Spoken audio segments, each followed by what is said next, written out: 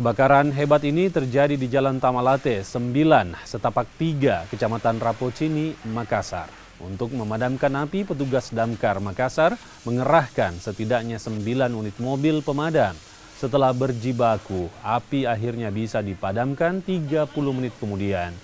Tidak ada korban jiwa dalam peristiwa ini. Dugaan sementara api berasal dari anak-anak yang bermain korek api di dekat sampah hingga memicu kobaran api. Timur, saya kerahkan armada itu dari Posko Timur 4 unit, bantuan dari Mako Damkar itu ada 5 unit, dan Posko Malekeri 2 unit. Dari jumlah armada keseluruhan itu ada 9 armada yang saya kerahkan malam hari ini. Apa yang terbakar, Pak? Berapa? Yang terbakar itu ada 2 petak rumah dan 1 kendaraan roda 2 yang terbakar. Berapa lama tadi proses pemadaman, Pak? Proses pemadaman itu sekitar kurang lebih 30 menit, ya setengah jam lah.